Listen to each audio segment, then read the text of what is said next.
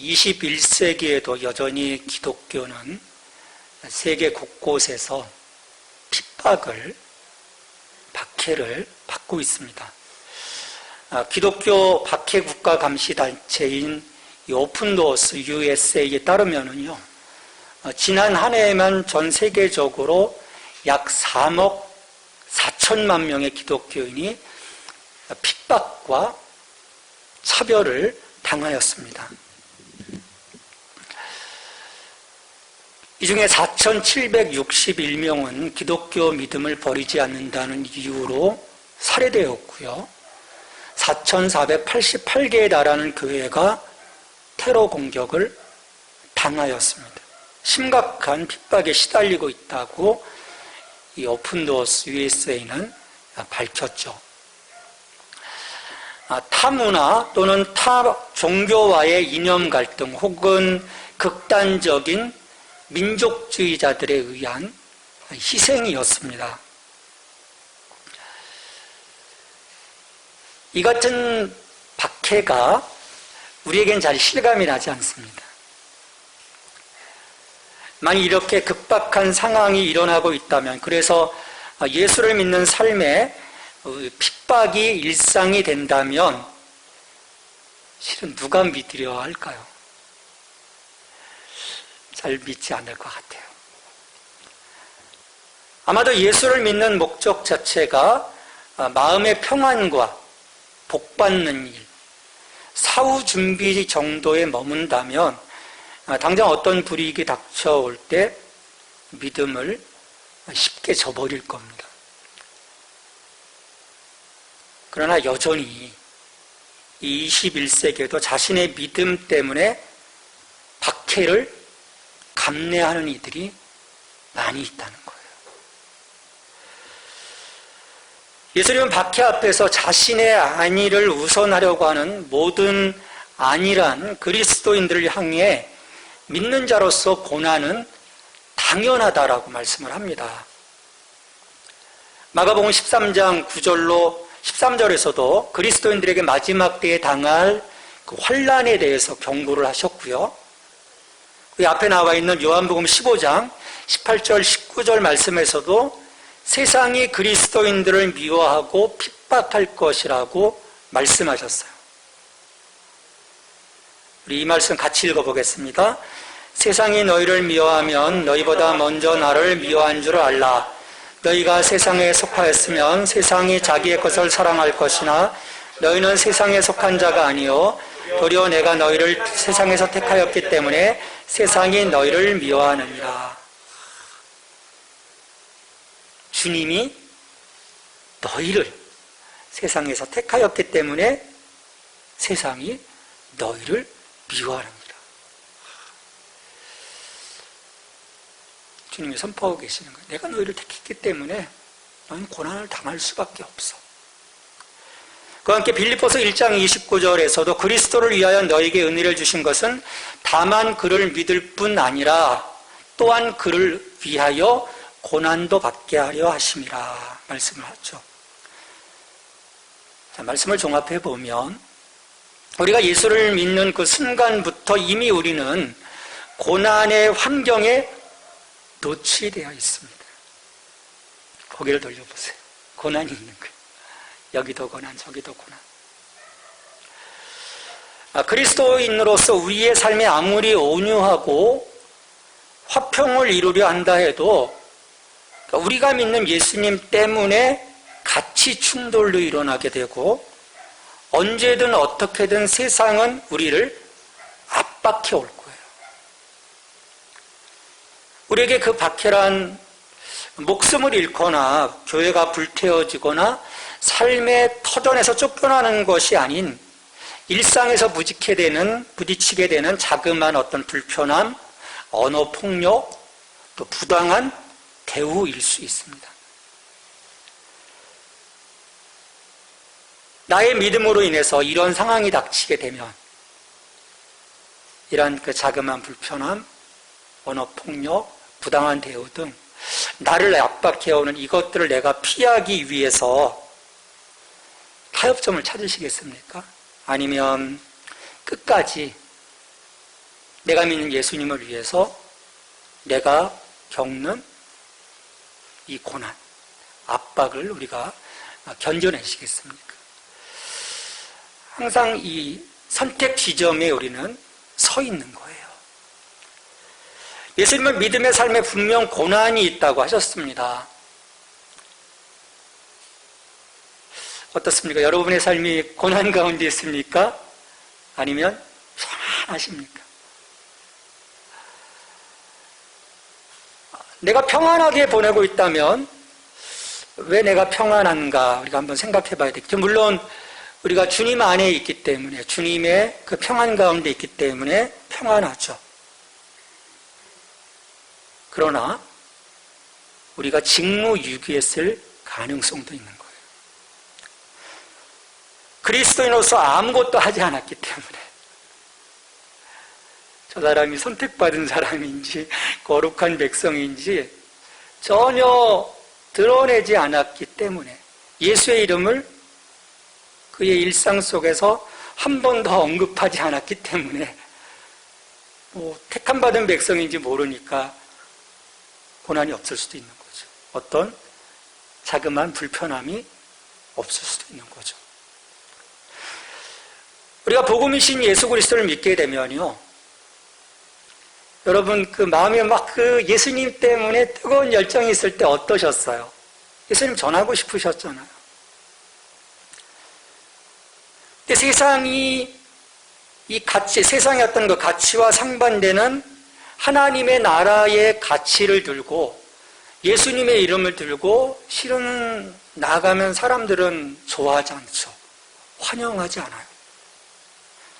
하나님을 모르기 때문에, 예수님을 모르기 때문에, 하나님 나라를 전혀 모르기 때문에 그들은 우리를 밀어내고 소외시키고 따돌림하는 거죠. 오늘 말씀에서 예수님은 그리스도인들이 당하는 이 핍박은 두렵고 피해야 할 일이 아니라 복된 일이라고 말씀을 하십니다. 우리 마태복음 5장 10절의 말씀입니다. 같이 읽습니다.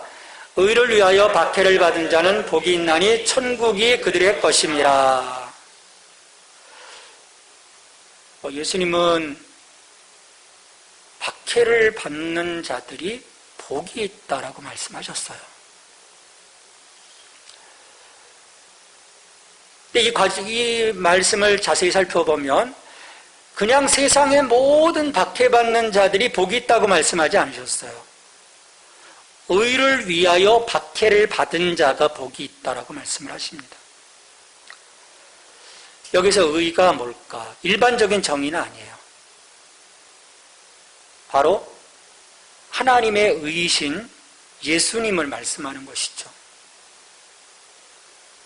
이렇게 의를 위하여 핍박을 받는다, 박해를 받는다고 하는 것은 예수님으로 인해서 받는 모든 핍박, 모든 박해를 의미해요. 자, 예수님은 이렇게 하나님의 의이신 예수 그리스도를 위해서, 자기 자신의 그 이름을 위해서 박해를 받는 이들이 복되다고 하셨지만, 종종 우리는 이 박해에 대해서 오해가 있곤 합니다. 실제로 우리 주변에 이 영적인 오해와 무지로 인해 당하는 어려움을 예수님 때문에 핍박을 받는다라고 하는 경우들이 왕왕 있어요. 자, 꼭두 새벽부터 교회에 가서 남편이 출근하는 것도 아이들이 등교하는 것도 챙겨주지 못한다면 당장 이 불신자 남편에게서 공격이 들어올 거예요. 당신 뭐냐고. 주중에 아내 혼자 갓난아이를 키우느라고 정신이 없는데 남편이 주일 아침에 교회에 가서 예배드리고 봉사하고 교제할 것 다 한 다음에 저녁 늦게 들어오면 아내가 당신 참 잘했어 웃으면서 환영할까요? 이 두 가지 사례가 실제로 제 주변에 있는 사례예요. 하나님을 섬긴다고 하면서 가정을 도외시하고 생활신앙이 제대로 이루어지지 않는 것, 그리고 나의 어떤 그 부주의와 안일함으로 인해 일어나는 압박감을 예수님 때문에 핍박을 받는다고 말할 수는 없는 거죠. 근데 예수님 때문에 핍박을 받는다고 또 실제로 사람들이 이야기를 해요.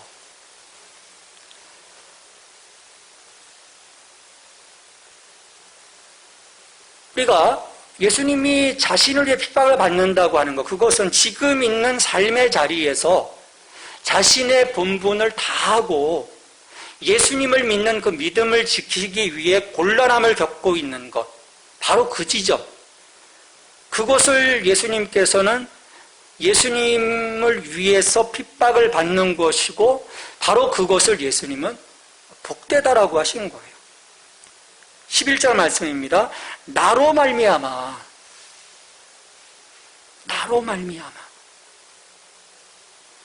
나의 다른 것이 아닙니다. 나의 다른 어떤 삶의 다른 어떤 그 모습들이 아닌 예수님으로 말미암아 너희를 욕하고 박해하고 거짓으로 너희를 거슬러 모든 악한 말을 할 때는 너희에게 복이 있나니.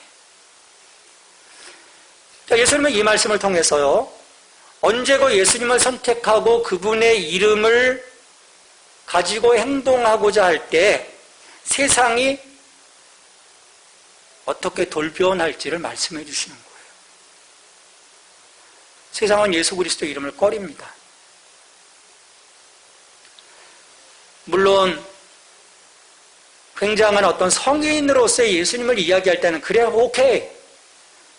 근데 메시아이신 예수님의 이름을 들이밀 때는 꺼려하는 거죠. 불편해하는 거죠. 예수만이 곧 길이요 진리요 생명이라고 외치는 것을 받아들이지 않습니다. 완강히 거부하죠. 여러분, 기독교는요, 출발부터 박해와 함께 시작이 되었어요. 평안하게 시작되는 것이 아닙니다. 사도들과 제자들은 부활하신 예수 그리스도를 증거하다가 당장에 유대교 지도자들로부터 박해를 당했어요. 매를 맞고 갇히기도 하고. 그러나 박해 앞에서 초대교회는 움츠러들지 않았죠. 두려워하지 않았습니다. 위축되지 않았어요. 그래서 복음은요, 수리아를 거쳐서 고린도로, 로마로, 유럽 쪽으로 번져가게 되죠. 또 로마 제국에서도 황제가 아닌 예수 그리스도를 섬기는 그들의 그 황제 숭배에 반하는 이 기독교인들의 믿음 때문에 긴 시간 박해가 있었죠. 10명의 황제를 거치면서 오랜 동안 박해를 당했고 수많은 사람들이 죽었어요. 그 박해를 견뎌낼 때마다 오늘 말씀, 의를 위하여 박해를 받는 자는 복이 있나니 천국이 그들의 것임이라는 이 예수님의 말씀을 붙잡고 활활 타오르는 불 앞에서 굶주린 사자의 포효함 앞에서 로마로 들어가는 그 길거리에 수없이 세워진 십자가 형틀 앞에서 이들은 두려워하지 않고 담대할 수 있었던 거죠.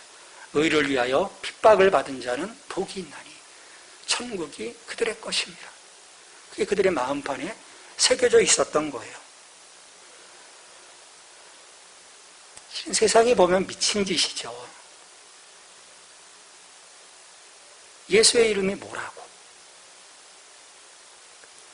하지만 성도들은요, 하나님 나라의 의를 위해서 목숨도 아끼지 않았던 거죠. 예수님 때문에 그들은 자기 자신을 내려놓았던 거예요. 그렇게 수백 년 동안 박해가 가해지면 당연히 기독교인의 숫자가 줄어들어야 되잖아요. 근데 점점 더 늘어나게 됩니다. 세상 어느 것과도 바꿀 수 없는 하늘의 보물을 예수님 안에서 이들은 발견했기 때문이에요. 죽음이 끝이 아닌 예수님 안에 영원한 생명이 있음을 보았고요. 그 생명을 얻고 영원한 하나님의 나라의 백성, 하나님의 소유된 백성, 그 모습으로 그들이 선 것이죠. 그 삶을 그들이 기뻐했던 거예요. 그러나 그렇게 교회를, 이 박해를 받던 교회가 국가의 공인된 종교로 인정을 받게 되고요. 또 중세교회에 들어서면서 교권과 세상 권력이 손을 잡고 교회가 거꾸로 세상을 박해하는 일들이 자행이 되죠. 우리 교회사를 보면. 이교도들을 처참하게 처형합니다. 마녀사냥으로 수많은 이들이 무고히 희생되었어요.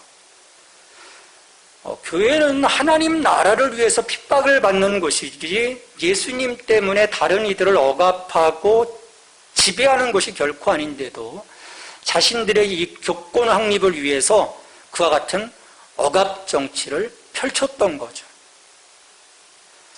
그래서 예수님을 제대로 믿고자 하는 자들, 또 말씀을 자기들의 언어로, 독어로, 프랑스어로, 영어로 읽고자 하는 이들을 핍박하고 죽였어요. 그렇게 예수를 위해 고난을 받아야 하는 제자로서의 삶을 상실하면서 교회는 타락의 길을 걷게 됩니다. 저희들은 더 이상 예수 그리스도의 제자가 아닌 거죠. 그리고 교회는요, 어떤 상황에서도 이 진리이신 예수님을 붙잡고 있지 못하는 순간 힘을 상실하게 됩니다. 교회로서의 정체성을 잃어버리게 돼요. 그래서 우리는 한국교회를 위해서 무엇보다도 우리 자신을 위해서 많이 기도해야 합니다. 이 복음이신 예수 그리스도 안에 거하게 해주십시오. 다른 가치 때문에 우리의 믿음이 왜곡되지 않게 해주십시오. 우리의 이 부르심, 이 소명이 엉뚱한 방향으로 나가지 않도록 도와주십시오. 기도해야 돼요. 그렇지 않으면 세상이 아닌 하나님에 의해 교회가 심판을 받게 될 것입니다. 이거는요, 세상의 박해와는 차원이 달라요. 그냥 육체적인 죽음일 뿐이죠. 세상의 박해는 심해봐야, 정말 심해봐야. 그런데 이런 육체적인 죽음이 아닌 거예요. 영원한 죽음에 이르기 때문에 우리는 하나님의 심판을 실은 두려워해야 합니다. 오늘 우리 사회가 코로나 팬데믹의 깊은 늪에 빠져 있어요. 연일 6, 7천 명을 오가면서 사람들은 확진자가 나올 때마다 이 교회발 코로나 운운하면서 마치 교회가 코로나의 온상이고 확산시키는 통로처럼 보도하곤 합니다. 특히 어떤 방송들은 아주 편파 방송들을 많이 해요. 그래서 교회에도 방역 패스를 시행해야 한다.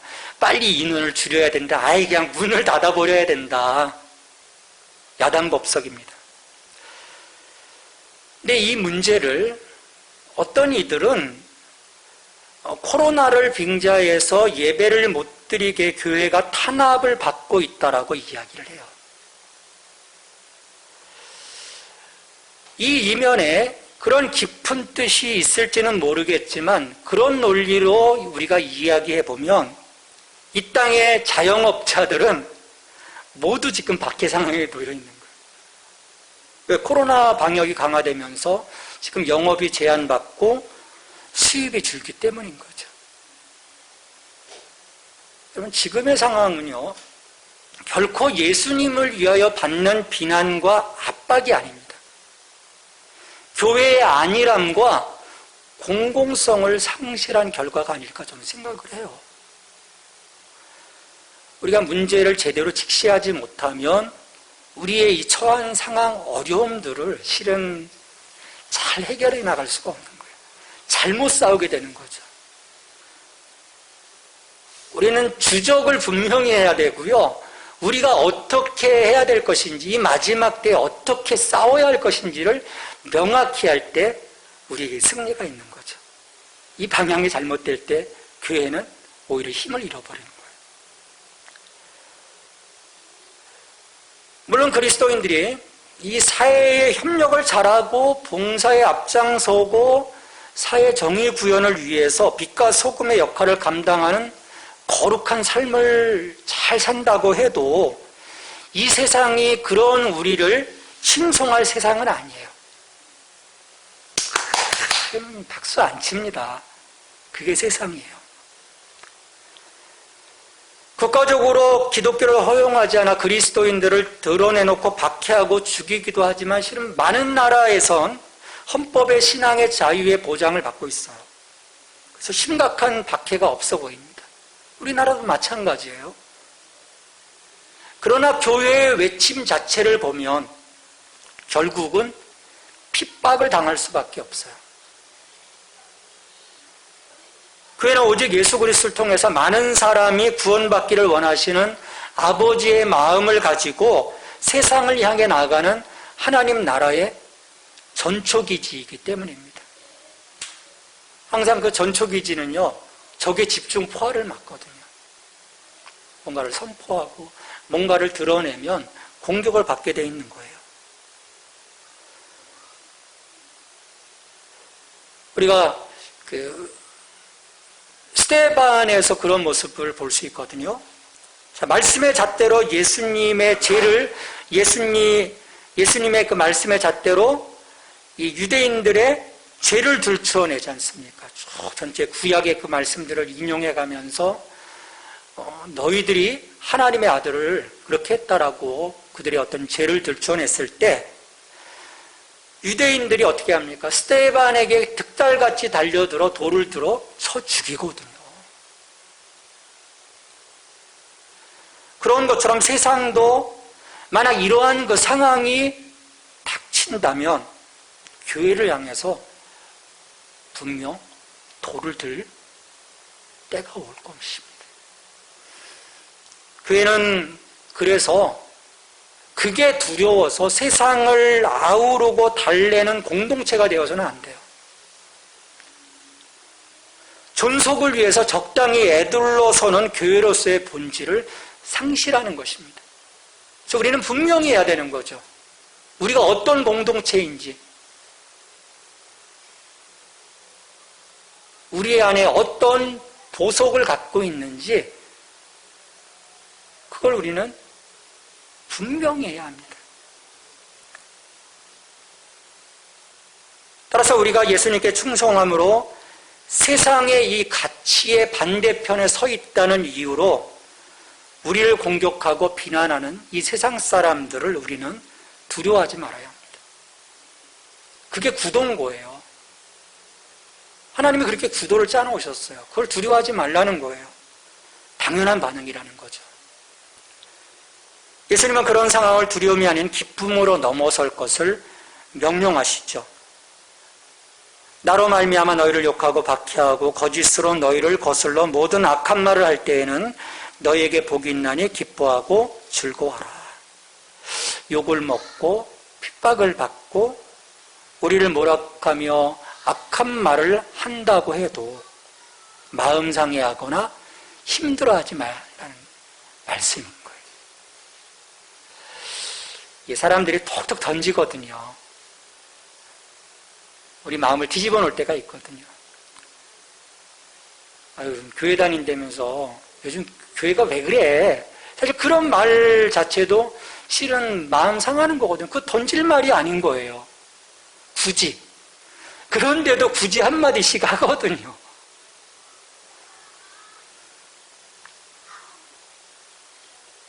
그럴 때 그것 때문에 그 자그마한 돌의 던짐 때문에 우리 안에 힘들어하지 말라는 거예요. 기뻐하라는 거예요. 우리는 종종 어렵고 힘들 때 그 고난 자체를, 그 문제 자체를 너무 깊이 묵상할 때가 참 많습니다. 그러면 얼마나 힘이 들겠어요. 늘어나는 것은요, 깊은 한 스푼인 거예요. 자괴감에 빠질 이유도 없습니다. 감정과 이성의 기에 우리가 기울이지 말아야 돼요. 그러다 보면 무너지거든요. 우리는 그 영적인 지성에 귀를 기울여서 오늘 우리에게 주시는 이 예수님의 말씀, 산상수훈을 통해서 이 팔복을 통해서 주시는 이 말씀을 내 마음판에 새기고 붙잡으면 되는 거예요. 그 말씀의 능력이죠. 그 말씀이 나의 길인 거예요. 다니엘서를 보면요, 다니엘서의 세 친구인 그 사드락 메삭 아벳느고가 바벨론 왕이 세운 그 금신상 앞에 절하지 않는다고 해서 엄청난 박해에 직면하는 것을 여러분들이 아시잖아요. 여러분, 우리가 경건하게 살려고 하면요, 반드시 그런 일들이 있는 거예요. 디모데후서 3장 12절 말씀입니다. 같이 읽어볼까요? 이 말씀은요. 무릇 그리스도 예수 안에서 경건하게 살고자 하는 자는 박해를 받으리라. 아멘? 아멘이 작으시네요. 경건하게 살고자 하면 박해를 받는다. 왜냐하면 충돌이 일어나거든요. 반드시 충돌이 일어나거든요.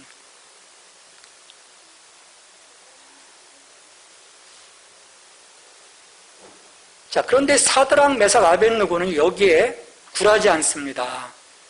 타협하지 않아요. 두려워하거나 울상짓거나 하지 않습니다. 담대하고 감사하죠. 슬쩍 절 한 번 한다고 해서 누가 뭘 할 사람이 없는 거예요. 근데 그렇게 하지 않습니다. 그렇게 믿음을 지킨 이 사드락 메삭 아벳느고를 하나님이 어떻게 하시나요? 하나님이 그들을 불꽃 속에서 지켜주셨고 그들을 공격했던 사람들 앞에서 이 세 사람, 사드락 메삭 아벳느고가 존귀함을 얻게 하셨어요.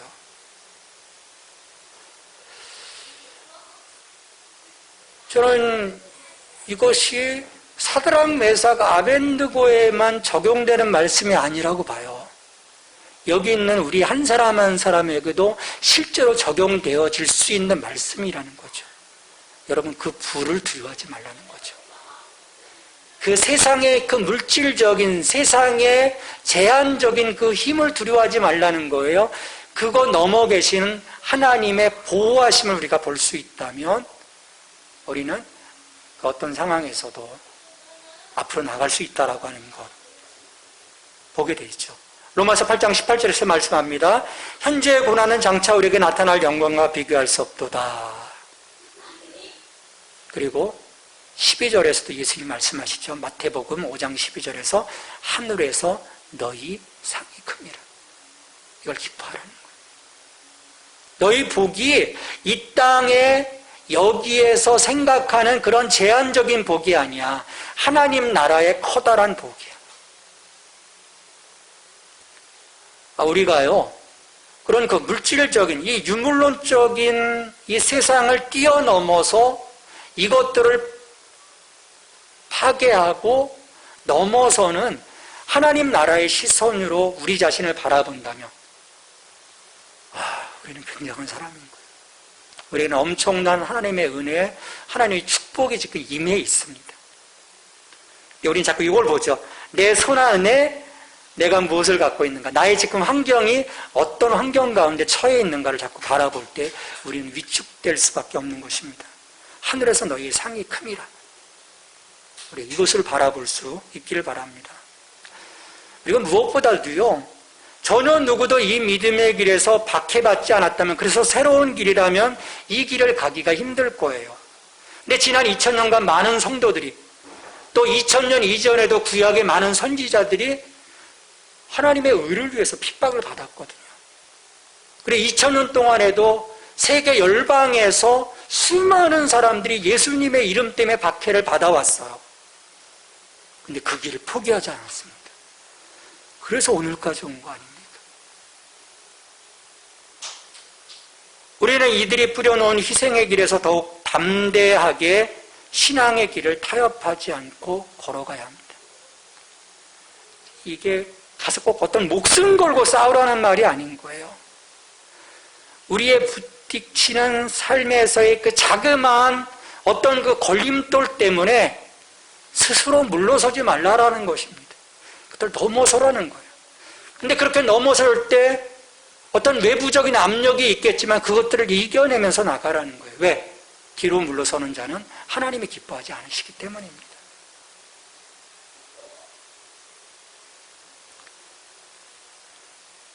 타협하며 오히려 어줍지 않은 신앙을 향해서 세상은요 돌을 던져요. 만만하거든요. 근데 우리가 바로 서 있으면, 우리에게 주의 권능이 있으면 세상은 감히 우리를 해할 수 없습니다. 이미 우리가 예수 그리스도 안에서 세상을 이기는 자가 되었기 때문이에요. 그리고 무엇보다도 우리가 예수님을 위해서 핍박을 받을 때 우리는 그리스도인임이 분명해집니다. 내가 너를 택하였기 때문에 너희가 핍박을 받느니라. 우리의 정체성이 분명해지는 거예요. 근데 이걸 이기지 못하고 슬쩍 자신의 믿음을 내려놓는다면 이건 정말로 큰 불행이죠. 수많은 은혜의 선물을 상실하기 때문이에요. 하나님은 의를 위해 박해야 하는 이들에게 하나님 나라를 유업으로 약속하셨습니다. 그들은 천국이 그들의 것입니다. 너무 많은 것을 상실하는 거죠. 나의 안위를 위해서.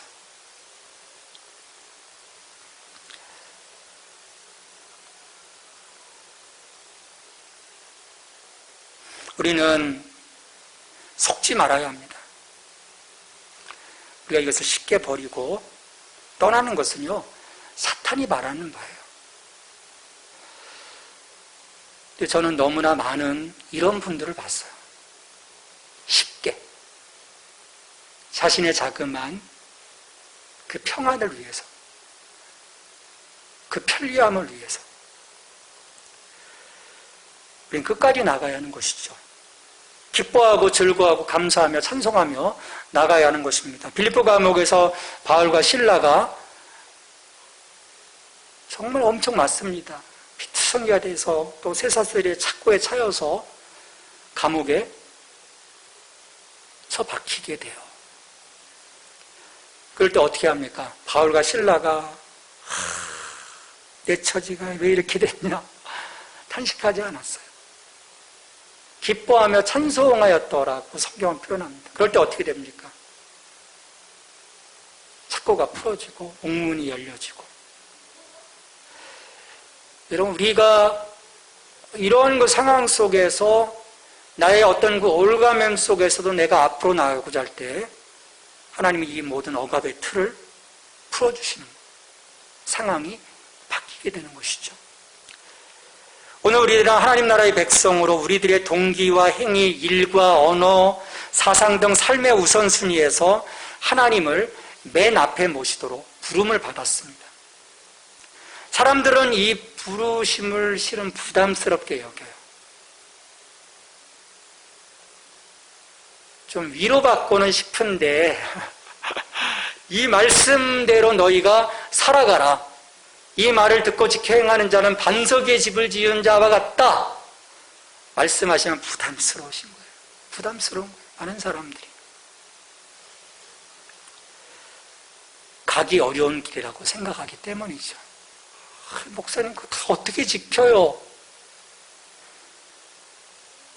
근데 또 그러면서도 하나님의 복을 갈망하죠. 주님, 그럼에도 불구하고 저에게 복음 주세요. 이율배반적인 거죠. 그러나 하나님이 우리에게 의도하신 길에 우리가 기꺼이 들어선다면 우리에게 복된 삶을 약속하셨어요. 왜냐하면 우리의 이 복된 삶은요, 하나님이 만드시는 거예요. 우리 자신이 만드는 것이 아닙니다. 세상의 다른 어떤 것도 아닌 거예요. 우리 하나님이 만들어 가시는 상황인 거예요. 이 축복은 불투명한 미래를 위한 것이 아닙니다. 바로 지금 이곳에서 하나님의 나라를 살아가는 하나님의 자녀로서의 축복인 거예요.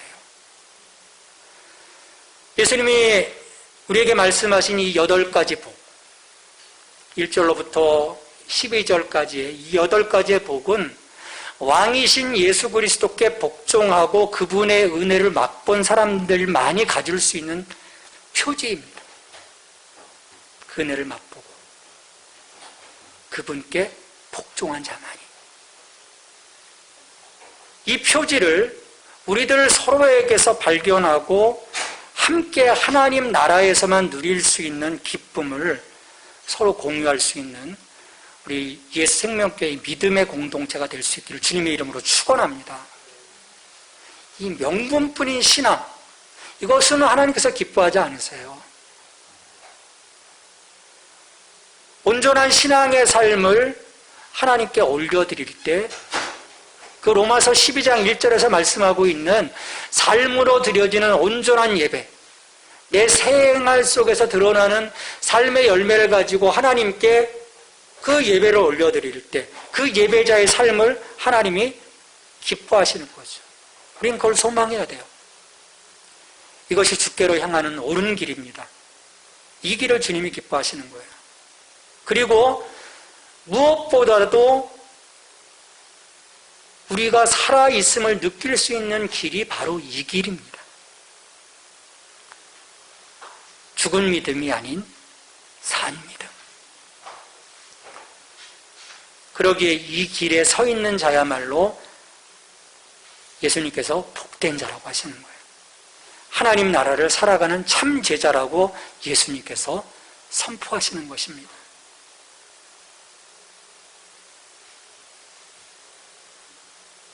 이 8가지의 복, 이 복을 소유하는 저와 여러분이 되기를 주님의 이름으로 축원합니다. 우리 같이 기도하십시다. 오늘 말씀을 생각하면서 주님 이기며 갈 수 있도록 도와주세요. 우리의 죽은 믿음이 아니라 살아있는 믿음으로 하나님 나라를 향한 우리들의 아름다운 삶이 될 수 있도록, 정말 역동적인 삶이 될 수 있도록 우리를 새롭게 해주시옵소서. 우리 같이 기도하겠습니다. 하나님 아버지 감사합니다. 의를 위하여 박해를 받은 자가 복이 있다라고 말씀하셨습니다. 그들이 천국이 그들의 것입니다 선포하셨습니다.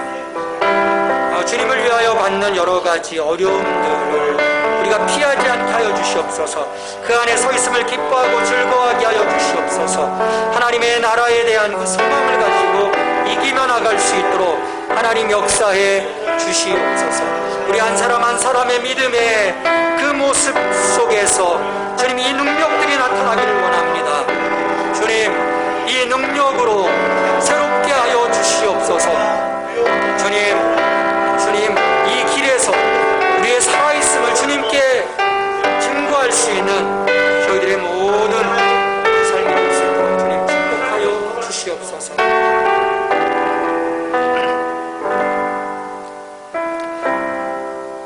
하나님,